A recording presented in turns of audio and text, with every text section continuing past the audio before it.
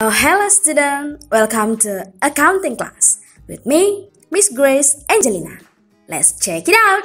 Pada pertemuan sebelumnya, kita sudah membahas secara lengkap mengenai jurnal penutup, buku besar penutupan, dan neraca saldo penutupan. Nah, pada pertemuan kali ini, kita akan membahas mengenai jurnal pembalik. Selengkapnya, kalian boleh lihat di textbook akuntansi halaman 117 sampai dengan 120. Mohon diperhatikan dengan seksama ya. Jurnal pembalik merupakan jurnal yang dibuat pada awal periode berikutnya dengan tujuan untuk mengembalikan atau menghilangkan akun real yang muncul akibat jurnal penyesuaian. Jurnal pembalik dibuat pada awal periode agar pencatatan akuntansi pada periode tersebut telah siap untuk memulai siklus yang baru. Tujuan dibuatnya jurnal pembalik adalah untuk menghindarkan pencatatan ganda atau double counting atas suatu transaksi. Jurnal pembalik dibuat dengan cara membalikkan jurnal penyesuaian. Salah satu indikator dibutuhkannya jurnal pembalik adalah jika pada saat menyusun jurnal penyesuaian timbul akun real baru. Hal tersebut terjadi jika beban dibayar di muka dicatat sebagai beban, kemudian pendapatan diterima di muka dicatat sebagai pendapatan, beban yang masih harus dibayar, pendapatan yang masih harus diterima, dan beban piutang tak tertagih. Perhatikan pembahasan contoh soal berikut. Dimulai dari beban dibayar di muka. Ada yang masih ingat apa itu beban dibayar di muka? Ya, beban dibayar di muka adalah transaksi yang pada saat terjadinya dianggap sebagai harta, tetapi akan menjadi beban di kemudian hari. Misalnya asuransi dibayar di muka, iklan dibayar di muka, dan sewa dibayar di muka. Contoh pertama jika dicatat sebagai beban. Berdasarkan data Persada Travel, dibayar sewa tanggal 1 Oktober 2020 sebesar 6 juta rupiah untuk masa 1 tahun dan dicatat sebagai beban. Berarti pencatatannya sebagai berikut. Beban sewa di debit sebesar 6 juta rupiah dan kas di kredit sebesar 6 juta rupiah. Nah, karena pada perusahaan Persada Travel akhir periode ditetapkan di setiap bulan Desember, maka dibuatkan jurnal penyesuaian per 31 Desember 2020 dengan pencatatan sebagai berikut. Sewa dibayar di muka di debit sebesar Rp4.500.000 dan beban sewa di kredit sebesar Rp4.500.000. Setelah itu, dibuatkan ayat jurnal pembalik di awal periode berikutnya, yaitu per 1 Januari 2021 dengan pencatatan sebagai berikut. Beban sewa di debit sebesar Rp4.500.000 dan sewa dibayar di muka di kredit sebesar Rp4.500.000. Jadi jurnal pembalik hanya cukup membalik dari jurnal penyesuaian ya. Contoh kedua, jika dicatat sebagai harta. Berdasarkan data Persada Travel, dibayar sewa tanggal 1 Oktober 2020 sebesar 6 juta rupiah untuk masa 1 tahun dan dicatat sebagai harta. Berarti pencatatannya sebagai berikut.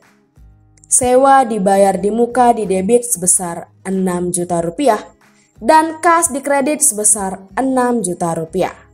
Nah, karena pada perusahaan Persada Travel akhir periode ditetapkan di setiap bulan Desember, maka dibuatkan jurnal penyesuaian per 31 Desember 2020 dengan pencatatan sebagai berikut. Beban sewa di debit sebesar Rp1.500.000 dan sewa dibayar di muka di kredit sebesar Rp1.500.000.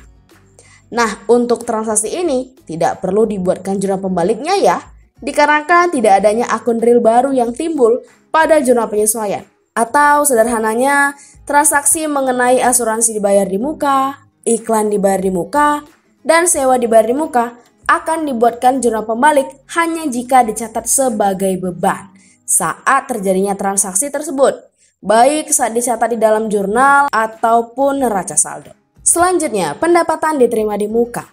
Akun ini adalah transaksi yang awalnya dicatat sebagai kewajiban atau utang, tetapi akan menjadi pendapatan di kemudian hari selama periode akuntansi. Misalnya pendapatan diterima di muka dan sewa diterima di muka. Contoh pertama jika dicatat sebagai pendapatan. Berdasarkan data Persada Travel, diterima pendapatan sewa tanggal 1 Oktober 2020 untuk masa 1 tahun sebesar Rp2.400.000 dan dicatat sebagai pendapatan. Berarti pencatatannya sebagai berikut. Kas didebit sebesar Rp2.400.000 dan pendapatan sewa dikredit sebesar Rp2.400.000. Nah, karena pada perusahaan Persada Travel akhir periode ditetapkan di setiap bulan Desember, maka dibuatkan jurnal penyesuaian per 31 Desember 2020 dengan pencatatan sebagai berikut. Pendapatan sewa didebit sebesar Rp1.800.000 dan sewa diterima di muka dikredit sebesar Rp1.800.000. Setelah itu, dibuatkan ayat jurnal pembalik di awal periode berikutnya, yaitu per 1 Januari 2021, dengan pencatatan sebagai berikut. Sewa diterima di muka didebit sebesar Rp1.800.000 dan pendapatan sewa dikredit sebesar Rp1.800.000. Cukup membalikkan saja dari jurnal penyesuaian ya untuk membuat jurnal pembalik per 1 Januari 2021. Contoh kedua, jika dicatat sebagai utang.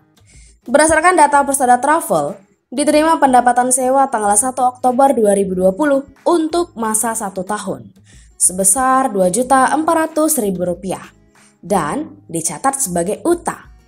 Berarti pencatatannya sebagai berikut.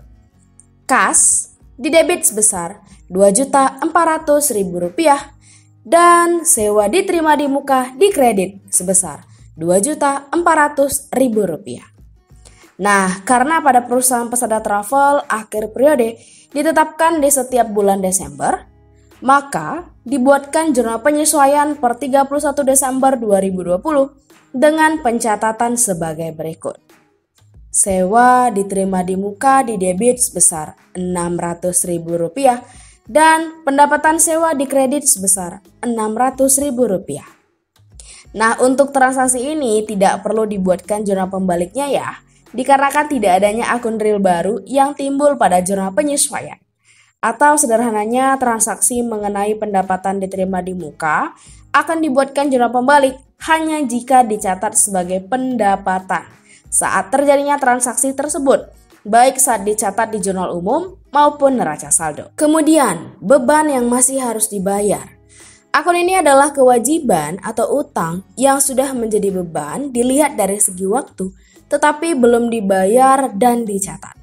Misalnya utang gaji, utang bunga, dan lain-lain. Contoh soalnya. Berdasarkan data Persada Travel tanggal 31 Desember 2020, terdapat gaji yang masih belum dibayar sebesar Rp900.000. Maka dibuatkan jurnal penyesuaian per 31 Desember 2020 dengan pencatatan sebagai berikut. Beban gaji didebit sebesar Rp900.000 dan utang gaji dikredit sebesar Rp900.000. Setelah itu dibuatkan ayat jurnal pembalik di awal periode berikutnya, yaitu per 1 Januari 2021 dengan pencatatan sebagai berikut. Utang gaji didebit sebesar Rp900.000 dan beban gaji dikredit sebesar Rp900.000. Lagi-lagi untuk jurnal pembalik ini cukup membalikan saja akun-akun yang berada di jurnal penyesuaian. Selanjutnya, pendapatan yang masih harus diterima. Akun ini adalah pendapatan yang sudah menjadi hak dilihat dari segi waktu, tetapi belum diterima karena belum jatuh tempo. Misalnya piutang usaha, piutang bunga, piutang sewa, dan lain-lain. Contoh soalnya, berdasarkan data Persada Travel tanggal 31 Desember 2020, terdapat pendapatan yang masih harus diterima sebesar Rp500.000. Maka, dibuatkan jurnal penyesuaian per 31 Desember 2020 dengan pencatatan sebagai berikut. Piutang sewa didebit sebesar Rp500.000 dan pendapatan sewa dikredit. Setelah itu, dibuatkan ayat jurnal pembalik di awal periode berikutnya, yaitu per 1 Januari 2021 dengan pencatatan sebagai berikut. Pendapatan sewa didebit sebesar Rp500.000 dan piutang sewa dikredit. Untuk ayat jurnal pembalik ini cukup membalikan saja akun-akun yang berada di jurnal penyesuaian. per 31 Desember 2020. Terakhir, beban piutang tak tertagih. Akun ini adalah beban yang timbul disebabkan oleh pelanggan yang tidak bisa melunasi piutangnya karena perusahaan pelanggan pailit atau bangkrut, kemudian terkena bencana alam, dan sebagainya.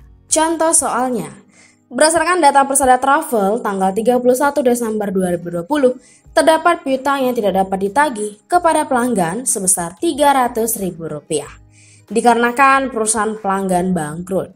Maka dibuatkan jurnal penyesuaian per 31 Desember 2020 dengan pencatatan sebagai berikut. Beban piutang tak tertagih didebit sebesar Rp300.000 dan cadangan piutang tak tertagih dikredit sebesar Rp300.000. Setelah itu dibuatkan ayat jurnal pembalik di awal periode berikutnya, yaitu per 1 Januari 2021 dengan pencatatan sebagai berikut. Cadangan piutang tak tertagih didebit sebesar Rp300.000 dan beban piutang tak tertagih dikredit sebesar Rp300.000. Untuk ayat jurnal pembalik cadangan piutang tak tertagih, cukup melihat dari jurnal penyesuaian dan akunnya dibalik. Yang tadinya didebit, maka di jurnal pembalik menjadi dikredit. Sebaliknya, jika yang di jurnal penyesuaian dikredit, maka di jurnal pembalik letaknya jadi di debit. Sekian pembahasan kali ini tentang jurnal pembalik. Sekarang lanjutkan latihan yang sudah mi-share di Edmodo di kelas masing-masing ya. Mohon kerjakan dengan teliti. Tetap semangat dan sampai jumpa di pertemuan selanjutnya.